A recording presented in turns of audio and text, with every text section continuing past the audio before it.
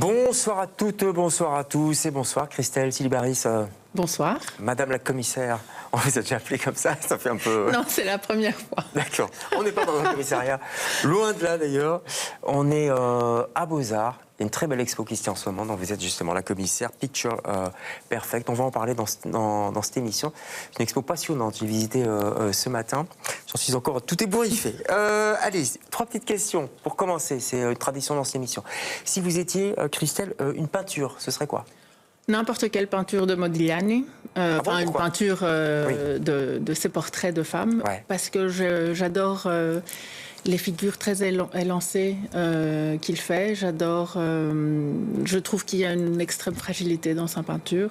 Ouais. Et bon, Modigliani, la période moderniste, aussi. Oui, voilà, c'est toute une mythologie. À propos de période, justement, si vous étiez une époque, ce serait quoi ? Le 5e siècle de Périclès. Ah oui, le siècle de Périclès. Le siècle de Périclès. C'est là où tout s'est passé, en fait. Oui, voilà. Donc, développement culturel énorme. Ouais. On va revenir à l'Antiquité dans quelques instants. Et si vous étiez un endroit sur la Terre ? L'Europe. Enfin, si je dois être dans un endroit sur la Terre, j'aime bien être en Europe. Donc, je trouve qu'on est bien. Oui, je trouve qu'on est bien en Europe en ce moment, surtout. Oui, c'est vrai. Je trouve qu'on est bien. Restons un peu ici. Jusqu'à quand on s'en verra, mais bon, oui, voilà. C'est un autre débat, c'est pas le sujet de l'émission. Le sujet de l'émission, c'est cette expo qui se tient en ce moment à Beaux-Arts et vous êtes l'invité de LCR ce soir.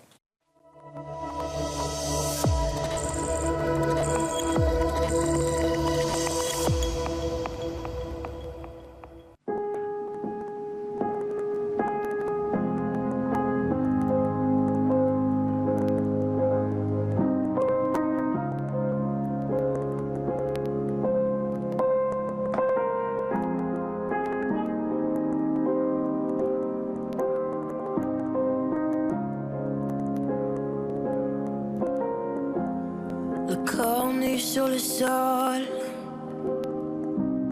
je me fais du mal depuis des années. La main sur les yeux, pas envie de la retirer. Y a pas de place pour les femmes,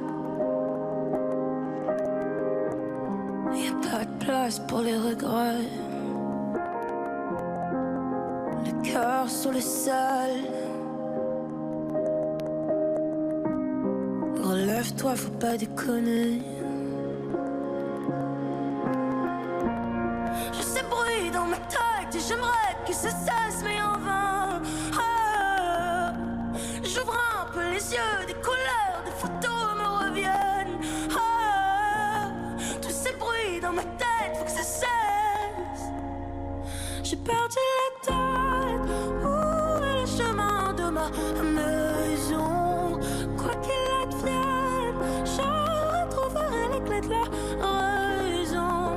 J'ai perdu la tête, où est le chemin de ma maison? Quoi qu'il advienne, quoi qu'il advienne.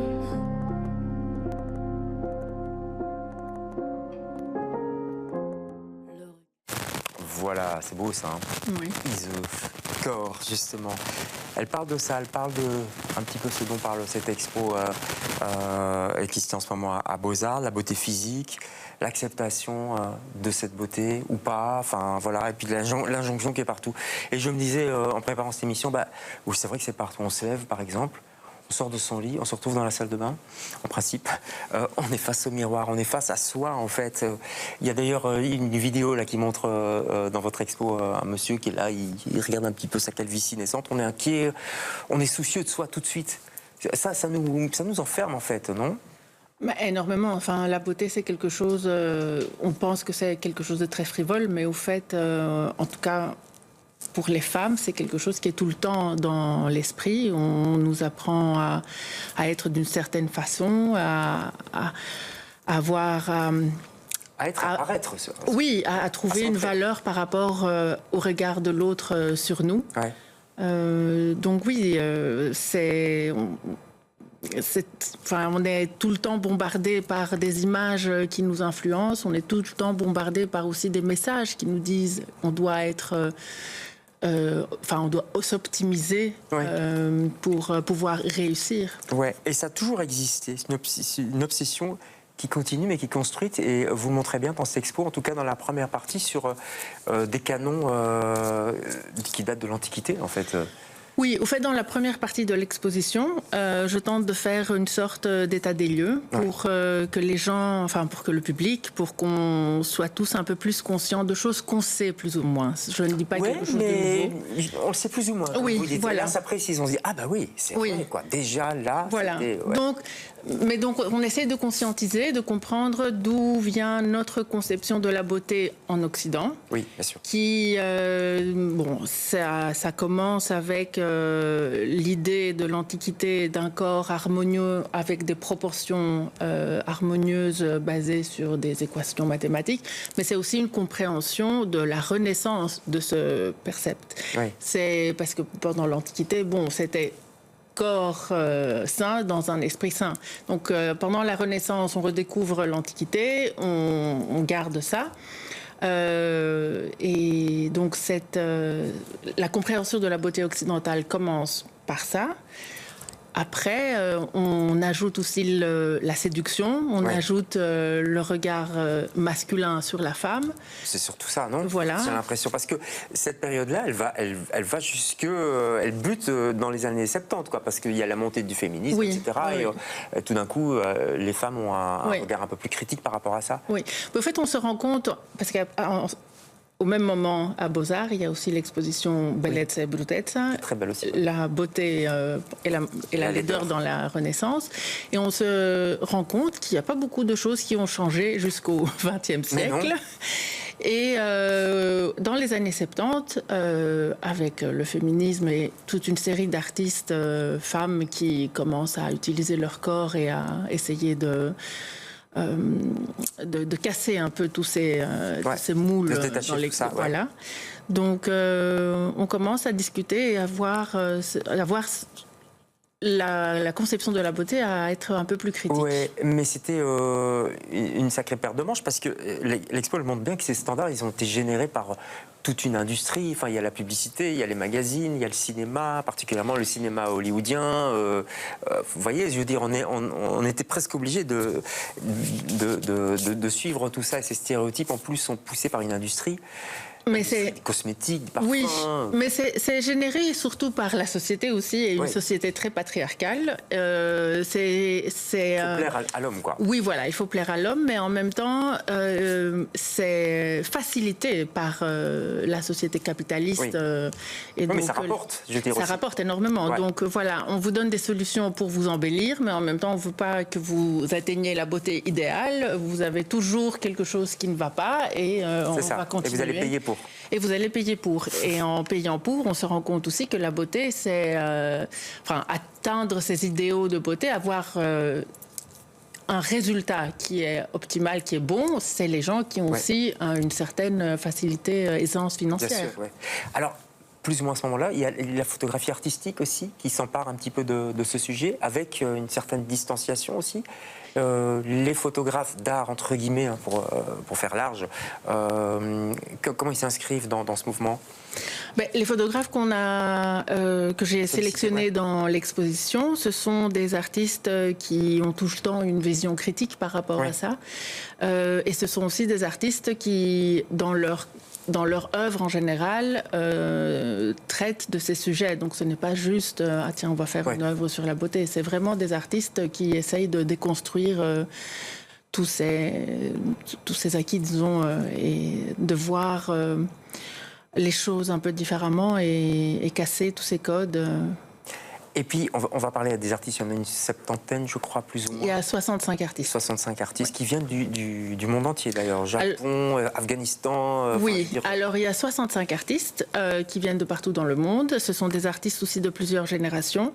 Donc, on montre des artistes qui ont travaillé à partir des années 70 jusqu'à maintenant, des artistes beaucoup plus confirmés, comme Martha Rosler ou Cindy Sherman, Zanele Muholi, avec des artistes qui sont émergents, comme Amélie Testenoir-Lafayette, qui est aussi une artiste qui a reçu un prix Germaine Van Parijs ici en Belgique. qu'est-ce qui s'est passé depuis le Covid aussi? Et ça, on le montre bien. Il y a une espèce d'explosion du. Il y a eu une marché de la explosion. chirurgie esthétique, Voilà, exactement. Tout le monde s'est vu. Tout le monde, quand on a une réunion Zoom, au lieu de regarder la personne avec qui on parle, on se regarde nous. Oui, alors on se regarde, mais on est un peu palo, on est un peu. C'est pas terrible quand même, voilà, les réunions Zoom. Hein. Voilà, et donc il y a apparemment il y a une étude a montré qu'après après le Covid, et à cause de Zoom, il y a eu pas mal de gens qui se sont tournés vers la chirurgie esthétique pour réparer certaines choses. Oui, et qui vont loin, parfois très très loin. On le voit dans certaines photos qui sont exposées, même si c'est des photos d'art, mais je veux dire, on est allé loin quand même là-dedans. Mais je crois qu'il y a aussi, il y a plusieurs choses. La déformation. Dans l'exposition, on traite, dans la première partie de l'exposition qui traite de cette mise en état, faire l'état des lieux, on parle pas uniquement de la chirurgie esthétique en tant que telle, mais plutôt de l'idée de la transformation, de l'optimisation constante qui peut arriver à des extrêmes et où on est complètement déshumanisé. Ouais. On ne ressemble plus à rien. On ne ressemble pas, en tout cas, à un être humain. On ressent à quelque chose qui est un peu un alien. Mais l'expo ne fait pas non plus un jugement des personnes qui essayent de prendre... Pas de jugement, mais il y a une interrogation quand même sur la société dans laquelle on vit. Et je ne sais pas si vous avez des enfants. Oui. Est-ce qu'ils sont sur TikTok ou pas?